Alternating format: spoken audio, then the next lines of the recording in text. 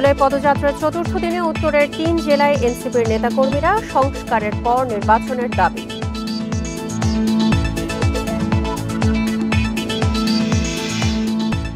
বর্তমান পরিস্থিতিতে নির্বাচন নিয়ে সংশয়ে জামায়াতের আমির কিছুক্ষণের মধ্যে যোগ দেবেন রংপুরের জনসভায়।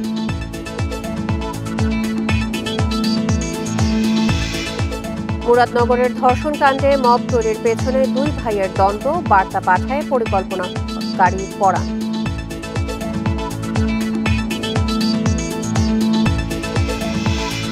যশোরে 3 জনের ওপর অ্যাসিড নিক্ষেপের ঘটনায় অভিযুক্তদের খুঁজছে পুলিশ, মামলা হয়নি এখনো।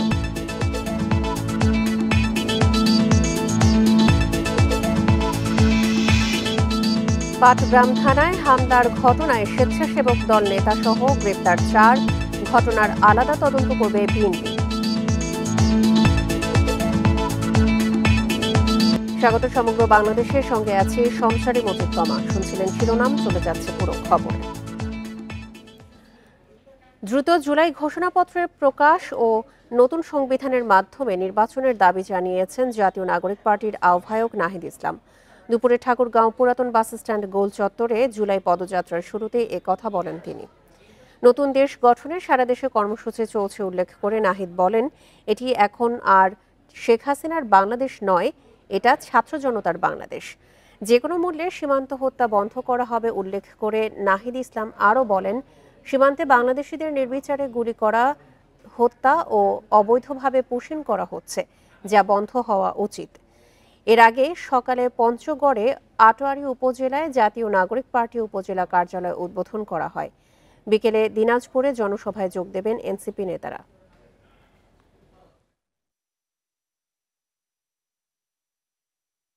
মৌলিক সংস্কার, জুলাই গণহত্যার বিচার এবং নতুন সংবিধানের জন্য আমরা লড়াই করছি। অবশ্যই জুলাই আগস্টের মধ্যেই জুলাই ঘোষণাপত্র দিতে হবে এবং এর সাংবিধানিক ভিত্তি থাকবে এই জুলাই ঘোষণাপত্রের।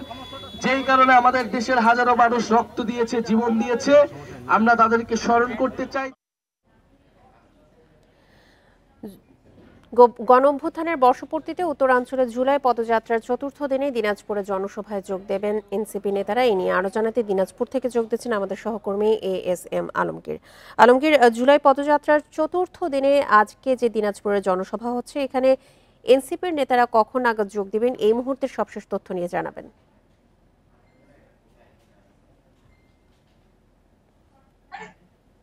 হ্যালো, আমি এখন আছি দিনাজপুরের সেতাবগঞ্জে। এখানে আপনার জাতীয় নাগরিক পার্টির এই দিনাজপুর প্রোগ্রামের অংশ হিসাবে দিনাজপুরের শেষ সীমান্ত সেতাবগঞ্জ উপজেলা, এই সেতাবগঞ্জ উপজেলায় এখানে একটি পথসভা আয়োজন করেছিল এখানকার স্থানীয় উপজেলা নাগরিক কমিটি।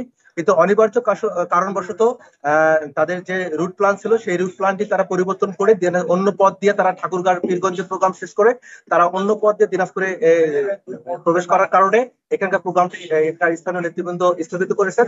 যার কারণে এখানকার এই নেতৃবৃন্দ তারা সকলে এখন দিনাজপুরের উদ্দেশ্যে রওনা করছেন। আপনারা জানেন যে দিনাজপুরের পার্শ্ববর্তী যে উপজেলা ঠাকুরগাঁও, সেই ঠাকুরগাঁও উপজেলাতে নাগরিক কমিটির একটি অনাকাঙ্ক্ষিত যে ঘটনা ঘটে, সেই ঘটনার প্রেক্ষিতে আসলে এখানকার এই রুটটি পরিবর্তন হয়েছে বলে আমরা জানতে পেরেছি। কারণ সকল নেতাকর্মী তারা সকলে একযোগে তারা দিনাজপুরের উদ্দেশ্যে রওনা করছেন। দিনাজপুরে তাদের যে পরবর্তী যে বিশাল জনসভার আয়োজন করা হয়েছে, সেখানে ইনস্টিটিউট মাঠে বিকেল 5টায় এখানে নাগরিক কমিটির জনসভা আছে। সেই নাগরিক কমিটির জনসভায় নাগরিক কমিটির যে নেতৃবৃন্দ রয়েছে তারা এখানে বক্তব্য রাখবেন।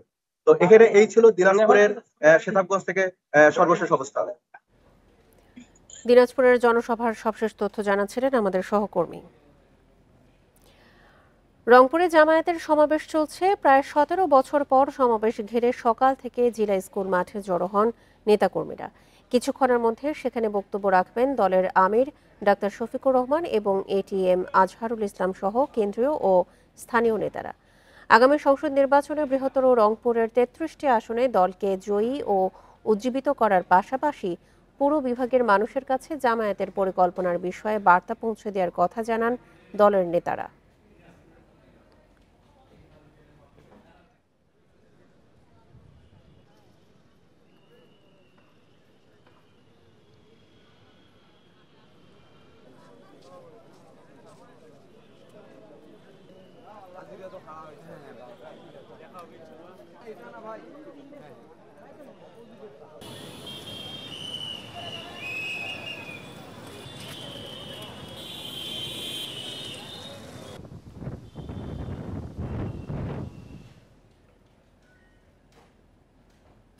রংপুরে জামায়াতের সমাবেশ নিয়ে আরো জানাতে এই মুহূর্তে যোগ দিচ্ছেন সহকর্মী নজরুল ইসলাম। নজরুল, রংপুরে দিনব্যাপী জামায়াতের সমাবেশ চলছে, কিছুক্ষণের মধ্যেই জামায়াতের আমির সেখানে যোগ দেবার বক্তব্য রাখার কথা রয়েছে। এই মুহূর্তে সেখানকার চিত্র আপনি কেমন দেখছেন?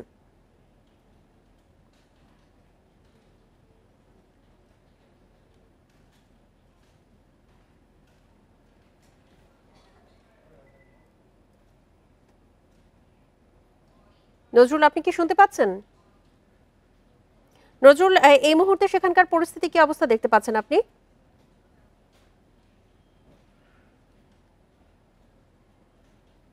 সকাল থেকে কিন্তু রংপুরে এই তার জেলা স্কুল মাঠে জামায়াতে ইসলামের যে জনসভায় কিন্তু ভরে গেছে। আপনি নিশ্চয়ই জানেন যে গত কয়েকদিন ধরে কিন্তু তাদের প্রচারণা চালিয়ে যাচ্ছিলেন যে ডক্টর শফিকুল ইসলামের যে জনসভা ঘিরে 2 লক্ষাধিক মানুষের আগমন ঘটাবে, কিন্তু সেটি কিন্তু আসলে আস্তে আস্তে হয়ে যাচ্ছে। আপনি নিশ্চয়ই দেখছেন যে এটি কিন্তু মহাসড়কে আমরা এসেছি, মহাসড়কে কিন্তু এখন কানায় কানায় ভরে গেছে। এই জেলা স্কুল মাঠেও কিন্তু পুরো জেলা স্কুল মাঠ এখন ভরে, এই রাস্তায় তারা অনেক লোকজন কিন্তু রাস্তায় তারা বসে পড়েছে শুধু জনসভাকে ঘিরেই এবং শফিকুল ইসলামের বক্তব্য শোনার জন্য। ইতিমধ্যে আমরা জেনেছি যে রংপুর যেই জনসভা হচ্ছে, এই জনসভায় এটিএম আজহার ইসলাম তিনি এসছেন এবং কেন্দ্রীয় নেতৃবৃন্দ আসছেন, শিবির নেতা আসছেন, সমস্ত নেতৃবৃন্দ কিন্তু তারা মঞ্চে এখন আছেন, তারা বক্তব্য দিচ্ছেন। আপনি নিশ্চয়ই জানেন যে এই জনসভাটা ঘিরে কিন্তু 33টা আসনের যে যারা নির্বাচন করবেন তাদের প্রার্থিতা ঘোষণা করা হয়েছে।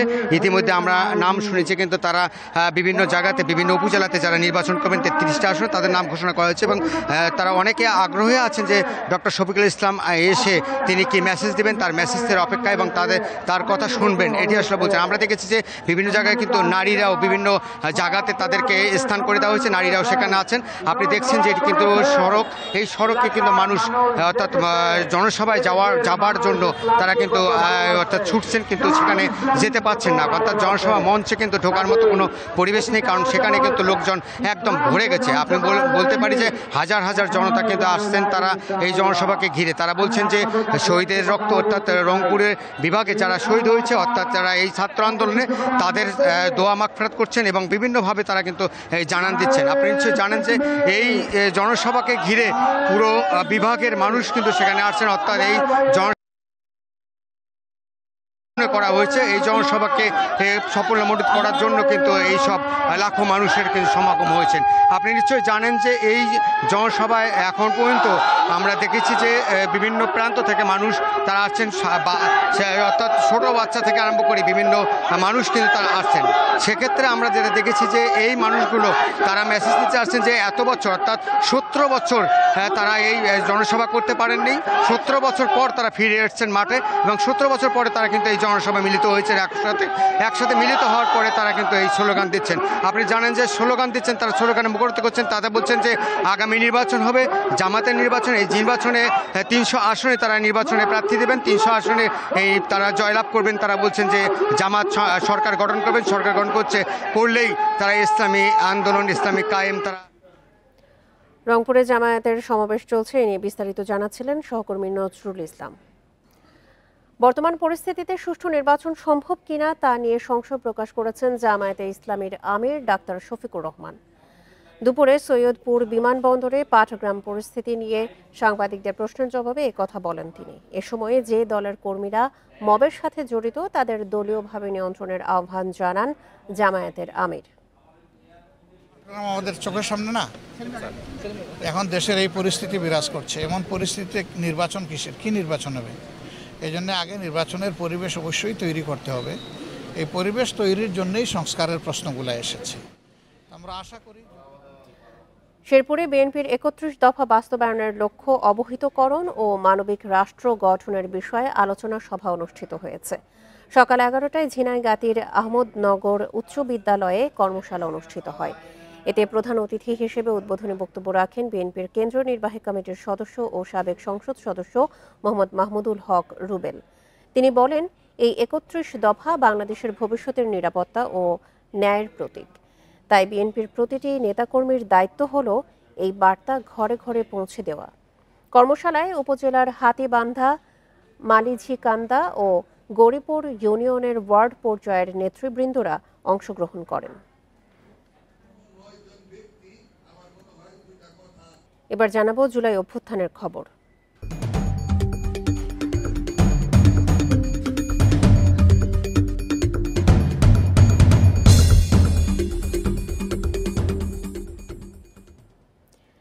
এক বছর পার হতে চললেও স্বাভাবিক অবস্থায় ফিরতে পারেনি সাতক্ষীরায় জুলাই অভ্যুত্থানের শহীদ পরিবারের সদস্যরা। এছাড়া আহতদের অনেকেই এখনও হননি পুরোপুরি সুস্থ। আবার জুলাই যোদ্ধাদের সরকারি সহায়তাও পর্যাপ্ত নয় বলে অভিযোগ অনেকের। গত বছরের জুলাইয়ে শেখ হাসিনার কোটা সংস্কার আন্দোলন নিয়ে বিরূপ মন্তব্যের পর সারা দেশের মতো উত্তাল হয়ে ওঠে সাতক্ষীরা। আওয়ামী লীগ সন্ত্রাসী ও পুলিশি বাধার মুখেই রাস্তায় নামে ছাত্র জনতা।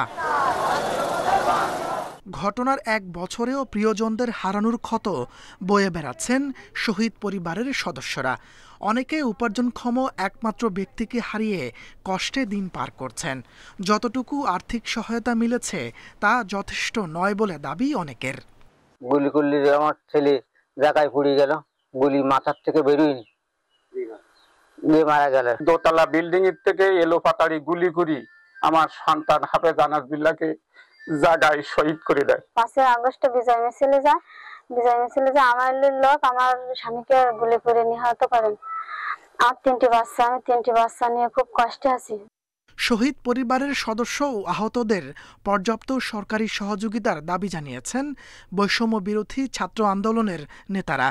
যারা এই আন্দোলনে আহত হয়েছে তাদের জন্য সুচিকিৎসা হয়, তারা যাদেরকে ভাতার যোগ্য, যাদের আর কোনো কর্মক্ষম নাই, তারা কোনো কিছু খেতে পারবে না, তার গভর্নমেন্ট বর্তমান সরকার বা ভবিষ্যতে যে সরকারে আসুক তাদেরকে যেন অবহেলা না করায়, তাদের জন্য যথাযথ সম্মান দেওয়া হয়। জুলাই যোদ্ধাদের সব ধরনের সহায়তার আশ্বাস দিয়েছে স্থানীয় প্রশাসন। উপজেলা প্রশাসনের পক্ষ থেকে নিয়মিত তাদের সঙ্গে যোগাযোগ রাখার চেষ্টা করি এবং তাদের যে কোনো ধরনের সুযোগ সুবিধা সেটা আমরা অগ্রাধিকার ভিত্তিতে সমাধানের চেষ্টা করে থাকি।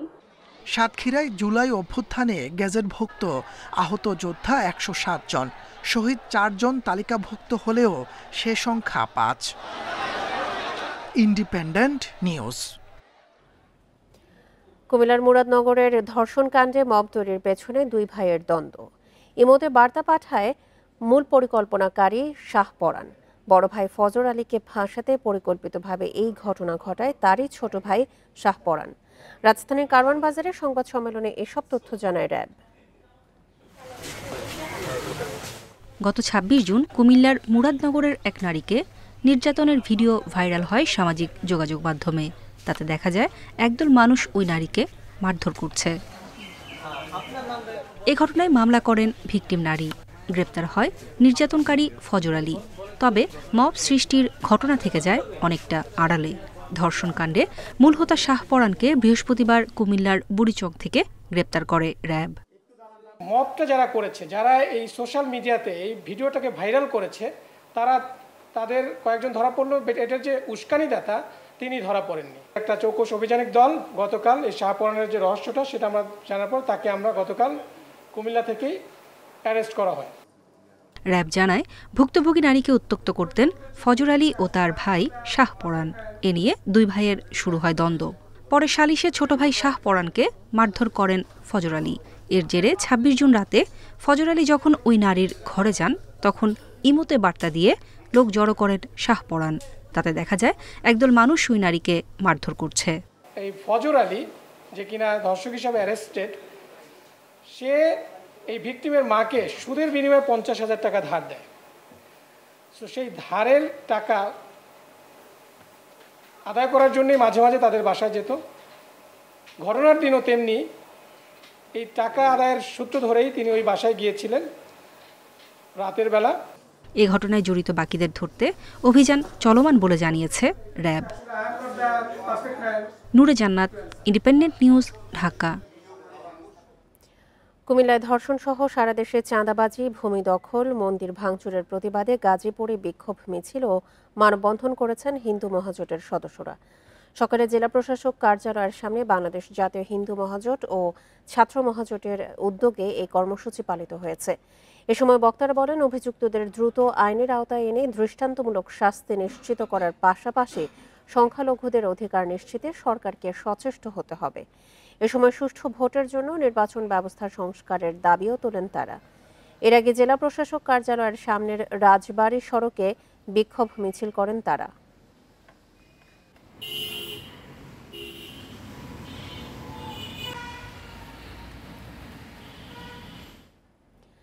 যশোরের ঝিকরগাছায় একই পরিবারের ৩ জনের ওপর অ্যাসিড নিক্ষেপের ঘটনায় এখনো মামলা হয়নি।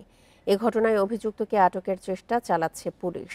বৃহস্পতিবার রাতে উপজেলার গদখালি গ্রামে অ্যাসিড ছোড়ার ঘটনায় দগ্ধ হন একই পরিবারের ৩ জন। পুলিশ জানিয়েছে, মঠবাড়ি গ্রামের জসিমউদ্দিন পাশের গদখালি গ্রামের রিপাকে কিছুদিন ধরে বিয়ের প্রস্তাব দিয়ে আসছিল, কিন্তু রিপা রাজি না হওয়ায় গত রাতে তাদের বাড়ির জানালা দিয়ে অ্যাসিড ছুড়ে মারে জসিম। এতে রিপা খাতুন, ভাই ইয়ানুর ও রিপার মা রাহেলা বেগম দগ্ধ হন। পরে তাদের উদ্ধার করে যশোর সদর হাসপাতালে ভর্তি করা হয়।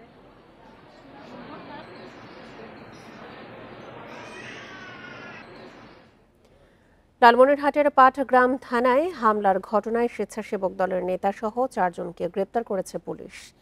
বৃহস্পতিবার রাতে ইউনিয়ন স্বেচ্ছাসেবক দলের সাংগঠনিক সম্পাদক মাহিদুল ইসলাম মানিক সহ 4 জনকে গ্রেপ্তার করা হয়।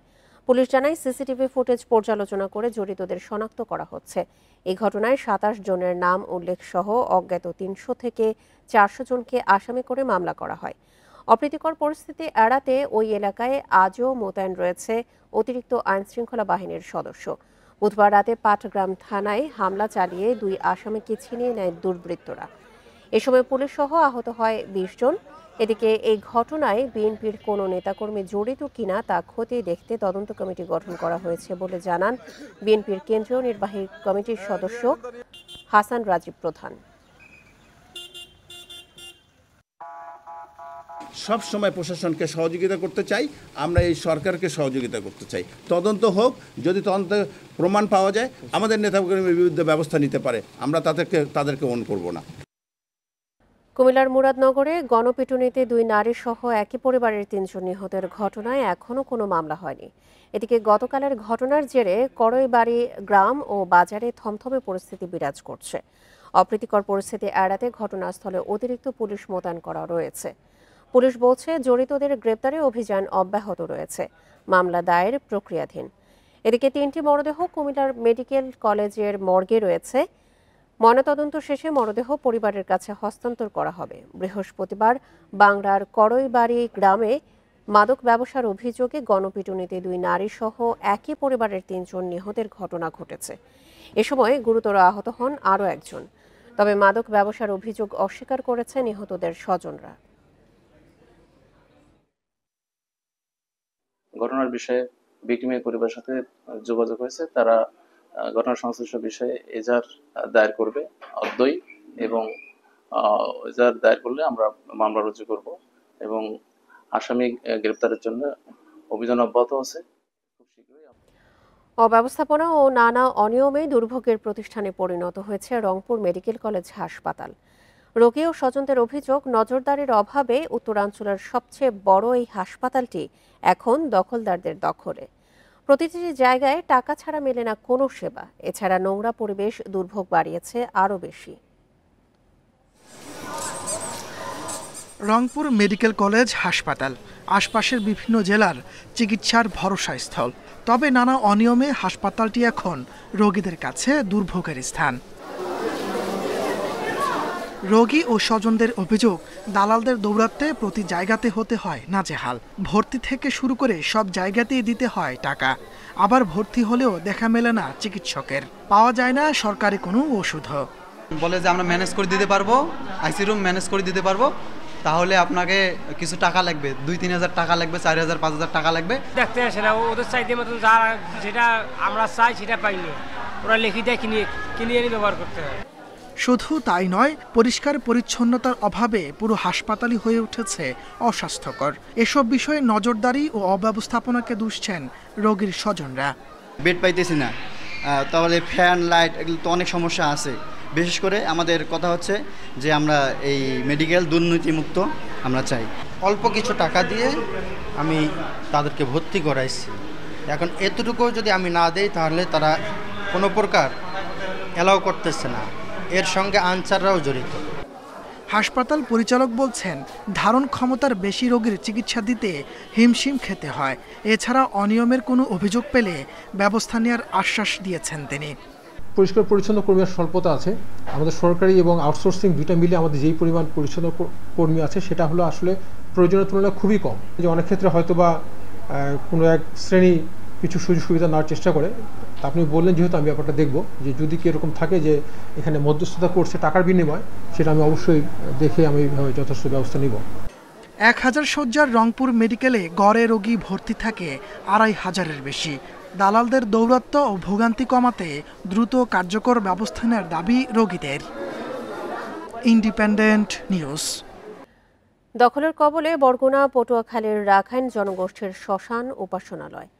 মুজিব আবাসন প্রকল্প এবং পাওবো ও প্রভাবশালী মহলের বিরুদ্ধে দখলের অভিযোগ রাখাইনদের। রাজনৈতিক প্রভাব খাটিয়ে কয়েক দশক ধরেই ভূমিদস্যুরা রাখাইন পল্লীর জমি দখল করছে অভিযোগ তাদের। 1784 সালে প্রথম রাখাইন জনবসতি গড়ে ওঠে বাংলায়। আরাকান থেকে বঙ্গোপসাগর হয়ে বঙ্গে আসে এই জনজাতি। বরগুনার তালতলি লাউপাড়া গ্রামে 13টি রাখাইন পাড়া রয়েছে। 3 বছর আগে নিদ্রা খাল ঘেঁষা 1.5 একরের শ্মশানঘাটের শবদেহ রাখার জায়গায় গড়ে তোলা হয়েছে একটি বাড়ি। এই ঘরটা কবে হয়েছে? ঘরটা হয়েছে 2 বছর প্লাস। অগজটি কয় সরকারি জায়গা আমরা উড়াইছে, আমরা বাধা দিয়েও তো হয়ে হোমনে না। ছোটবগি ইউনিয়নের ঠাকুরপাড়ায় রয়েছে প্রাচীন শ্মশান, সেখানে আছে বহু কবর। রাখাইন প্রতিনিধিরা বলছেন 74% শ্মশান দখলের থাবায় টিকে আছে মাত্র 15%। 74% জায়গা জমি। তো এটার এখন নিয়ে সংকটটা কি নিয়ে? সংকটটা হইলে আবার একটু আস্তে আস্তে কমতে গেছে। আমি শ্মশান খাই না খাই, এটা আপনারা মাপিয়ে দেখেন, মাপিয়ে যদি আপনারা পান আমার কোনো আপত্তি নেই, আমরা নিয়ে যাই। কুয়াকাটার কালাচানপাড়ার 2.5 একর শ্মশান দখল করে চলাচলের রাস্তা বন্ধ করে দেয়া হয়েছে। দখলের থাবায় কুয়াকাটার 250 বছরের পুরনো শ্রীমঙ্গল বৌদ্ধবিহারের জমিও। কলাপাড়ার বালুচরে আটকে পড়া কয়েকশো বছরের পুরনো আলোচিত নৌকাটি প্রদর্শনীর জন্য রাখা হয়েছে বিহারের জায়গায়। রাস্তা থেকে 25 ফুট তারা দাবি করতেছে, বলে যে এই বিহারের মধ্যেও তাদের পানি উন্নয়ন বোর্ডের জায়গা রয়েছে। এখন আমাদের কথা হচ্ছে পানি উন্নয়ন বোর্ড তো বাংলাদেশ স্বাধীন হওয়ার অনেক পরে আসছে, কিন্তু বাংলাদেশ স্বাধীন হওয়ারও অনেক আগে, আমরা 100 বা 200 বছর আগে আমাদের এই প্রতিষ্ঠান। আদিবাসী অধিকার কর্মীদের দাবি কয়েক দশক ধরেই দখল হচ্ছে রাখাইনদের উপাসনালয় ও শ্মশান। শ্মশানগুলা, তারপর ওই যে আমাদের পুকুরগুলা, তারপর আপনার ওই যে বৌদ্ধবিহারগুলা, এগুলো তো এইভাবে ভুয়া কাগজপত্র সৃষ্টি করে মানে দখল নিয়ে যাইতে স্যার। নগরায়নের ফলে জমি জমার দাম বেড়েছে এখানে, তো সেই কারণে এই যে যারা ভূমি দখলের সাথে জড়িত ওই চক্রটা আরও বেশি তৎপর হচ্ছে, যে জমি জমার দাম বাড়ার কারণে এই 60-এর দশক থেকে এখন পর্যন্ত চলমান আছে। কুয়াকাটায় একসময় 220টি রাখাইন পল্লীর বাসিন্দা ছিল কয়েক লাখ, তবে বর্তমানে 40টি পল্লীতে থাকে মাত্র 2500 Rakhine. Shahriar Anirban, independent news, Dhaka. কিশোরগঞ্জের ঐতিহাসিক পাগলা মসজিদে দানকারীদের সুবিধার্থে অনলাইন ডোনেশনের ব্যবস্থা করেছে মসজিদ কর্তৃপক্ষ। বেলা 11টায় মসজিদ প্রাঙ্গণে আনুষ্ঠানিকভাবে ওয়েবসাইট ও অনলাইন ডোনেশনের উদ্বোধন করেন মসজিদ কমিটির সভাপতি ও জেলা প্রশাসক ফৌজিয়া খান। এ সময় তিনি জানান, এখন থেকে ঘরে বসেই যে কেউ দান করতে পারবেন এই মসজিদে। প্রবাসী ও দেশের দূর দূরান্তের দানকারীদের সুবিধার্থে এই উদ্যোগ নেওয়া হয়েছে। পাগলা মসজিদের দান বাক্সে প্রতি 3 থেকে 4 মাস পর পাওয়া যায় কয়েক কোটি টাকা। এছাড়াও বিপুল পরিমাণ স্বর্ণালংকার ও বিদেশি মুদ্রা মিলে দান বাক্সে। দানের অর্থ দিয়ে মসজিদের স্থানে আন্তর্জাতিক মানের কমপ্লেক্স বানানোর কাজে ব্যয় হবে বলে জানিয়েছে কর্তৃপক্ষ।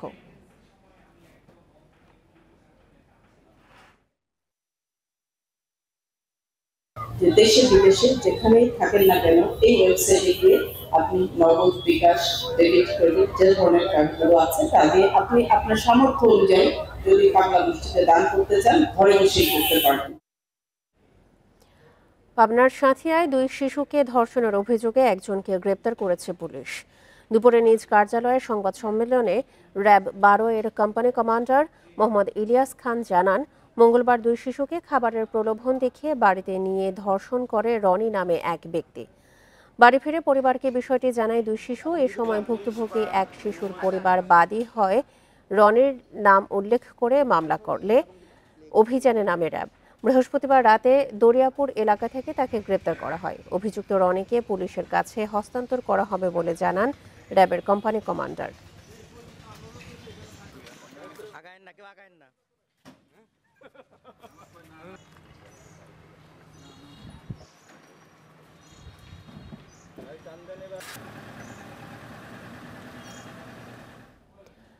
বেনাপোল স্থলবন্দর থেকে 20টি বাংলাদেশি পাসপোর্ট সহ ভারতীয় ট্রাক চালককে আটক করা হয়েছে। রাতে বন্দরের কার্গো ইয়ার্ড টার্মিনাল থেকে তাকে আটক করে আনসার সদস্যরা। স্থলবন্দরের আনসার বাহিনীর PCHM হেলালুজ্জামান জানান, গোপন সংবাদের ভিত্তিতে টার্মিনাল থেকে ভারতের ট্রাক চালক বেচারাম প্রামাণিককে আটক করা হয়। এ সময় তার সঙ্গে থাকা ব্যাগে তল্লাশি চালিয়ে 20টি বাংলাদেশি পাসপোর্ট জব্দ করা হয়। এসব পাসপোর্টে সার্বিয়ার ভিসা লাগানো ছিল। তাকে আটকের পর বেনাপোল থানায় হস্তান্তর করা হয়েছে। তার নামে মামলা করেছে পুলিশ। আপনার জন্য ভালো হবে।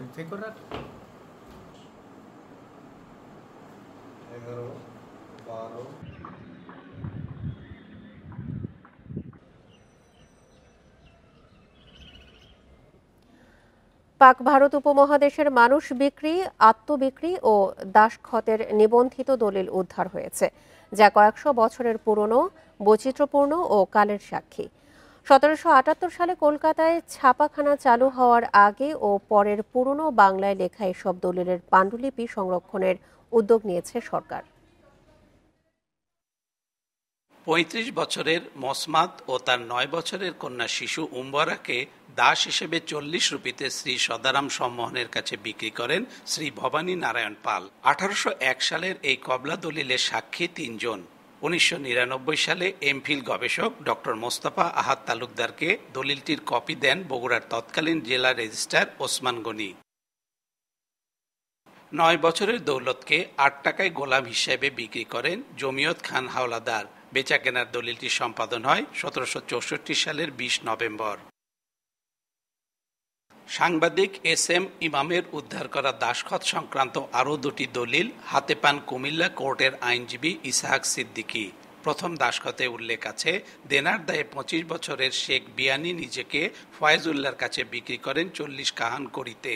দ্বিতীয় দাসখত পত্রে দেখা যায় শ্রী অনুপ রাম তার নিজ দাস শ্রী সানাই দাস ভিত্ত ও তার মা মসমত উরিদাসীকে খোরপোশ দিতে ব্যর্থ হয়। তারা 28 টাকায় বিনোদ রাম ও সোনারামের কাছে আত্মবিক্রি হন। পূর্বে পাঠোদ্ধার করা এরকম আরও কিছু দলিলের উল্লেখ আছে এই আইনজীবীর লেখা বাংলাদেশের দাসতন্ত্র ইতিহাস গ্রন্থে।